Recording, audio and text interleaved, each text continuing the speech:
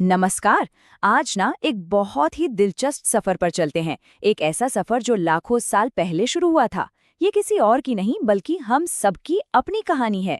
पत्थर के औजारों से लेकर लिखने की कला तक ये कहानी है इतिहास के जन्म की। कभी सोचा है इस बारे में?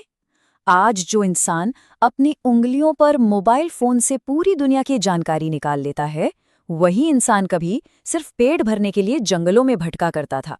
तो सवाल ये उठता है कि हम वहां से यहां तक पहुंचे कैसे? देखिए, हमारी ये जो कहानी है ना, ये कोई एक दिन में नहीं लिखी गई। ये तो लाखों सालों में हुए एक बहुत ही धीमे विकास, जिसे हम एवोल्यूशन कहते हैं, उसका नतीजा है। ये टाइमलाइन हमारे इसी सफर को दिखाती है। सबसे पहले थे ऑस्ट्रेलोपिथेकस, जिन्होंने 2 पैरों पर चलना सीखा। फिर आए होमो हैबिलिस, ये वो थे जिन्होंने पहली बार पत्थर के औजार बनाए। इसके बाद आए होमो इरेक्टस, और इन्होंने आग पर काबू पा लिया। ये एक बहुत बड़ा एक क्रांतिकारी मोड़ था। आग ने सिर्फ खाना पकाना ही नहीं सिखाया, बल्कि इसने लोगों को एक दूसरे के करीब लाया, एक सामाजिक जीवन को जन्म दिया और हाँ, जंगली जानवरों से सुरक्षा भी दी। और आखिर में होमो सेपियंस, यानी हम और आप, आज के आधुनिक मानव।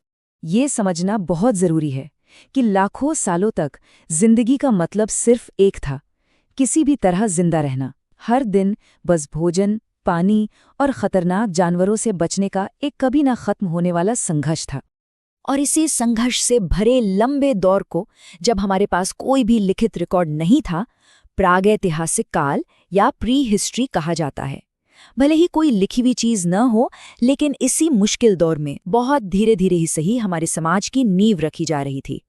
अच्छा, इस प्रागैतिहासिक काल को भी हम समझने के लिए 3 हिस्सों में बांट सकते हैं। पहला, पूरा पाषाण काल, जब इंसान गुफाओं में रहने वाला एक शिकारी था। फिर आया मध्य पाषाण काल। इस दौरान औजार थोड़े बेहतर हुए और इंसानों के समूह भी ज्यादा मजबूत बने। और फिर आया नव पाषाण काल, जहां से एक बहुत बड़ी क्रांति की शुरुआत होने वाली थी। और फिर कुछ ऐसा हुआ जिसने इंसान के इतिहास का रुख ही मोड़ दिया। एक ऐसी क्रांति जो शायद सबसे बड़ी थी। वो क्रांति थी खेती की शुरुआत। ये सिर्फ खाना उगाने का एक नया तरीका नहीं था, इसमें तो हमारे जीने का पूरा ढंग ही बदल डाला। यहीं से सही मायनों में सभ्यता की असली नींव पड़ी। ये बदलाव कितना बड़ा था, इसका अंदाजा आप यहाँ से लगा सकते हैं। एक तरफ थी शिकारी वाली जिंदगी, आज यहाँ कल वहाँ, कोई ठिकाना नहीं, छोटे छोटे समूह और सब कुछ शिकार पर निर्भर। और दूसरी तरफ खेती के बाद की जिंदगी, जहाँ स्थायी घर थे, गांव और समुदाय बन रहे थे, और पशुपालन ने जिंदगी को एक नई स्थिरता दी थी। तो खेती ने जिंदगी को वो ठहराव दिया जो पहले कभी था ही नहीं। स्थायी घर बने, परिवार का कॉन्सेप्ट मजबूत हुआ, गांव बसने लगे और जानवरों को पालतू बनाया गया। असल में यही वो ईंटें थीं जिनसे आगे चलकर सभ्यता की इमारत खड़ी हुई। लेकिन इस मोड़ तक भी सब कुछ प्रागैतिहासिक ही था। मतलब इंसान के पास एक वर्तमान तो था, लेकिन कोई लिखा हुआ अतीत नहीं था। जो भी ज्ञान था, जो भी अनुभव थे, वो बस कहानियों और संकेतों के जरिए एक पीढ़ी से दूसरी पीढ़ी तक पहुंचते थे।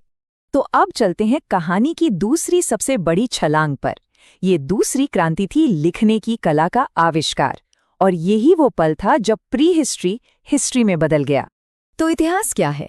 सीधे शब्दों में कहें तो ये मानव अतीत का वो व्यवस्थित अध्ययन है जिसकी शुरुआत एक लिखित लिपि के आविष्कार से होती है।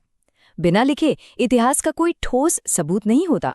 लिखने की कला ने हमें एक कमाल की ताकत दी। अब इतिहास को जांचा परखा जा सकता था, घटनाओं को रिकॉर्ड किया जा सकता था और अतीत का एक सिस्टमैटिक तरीके से अध्ययन करना मुमकिन हो गया। सोचकर देखिए, हम पहली बार अपने पुरखों के विचारों को सीधे सीधे पढ़ सकते थे। दुनिया का पहला लिखित इतिहास हमें मेसोपोटामिया की सभ्यता से मिलता है, लगभग 3000 ईसा पूर्व। वो लोग कीलाकार लिपि का इस्तेमाल करते थे। इसके कुछ समय बाद हमारी अपनी सिंधु घाटी सभ्यता ने भी अपनी एक लिपि विकसित की, जिसे आज तक कोई पढ़ नहीं पाया है, और वो आज भी हमारे लिए एक रहस्य बनी हुई है।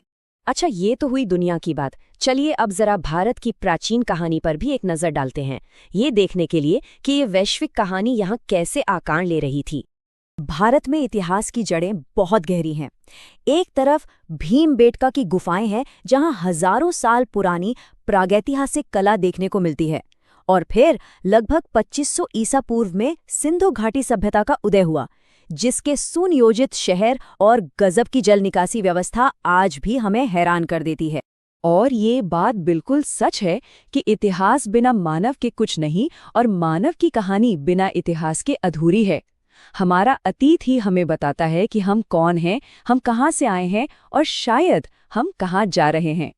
तो आखिर में एक सवाल, अगर इंसान ने कभी लिखना सीखा ही ना होता, तो क्या आज जिसे हम इतिहास कहते हैं उसका कोई वजूद होता? इस पर सोचिएगा जरूर।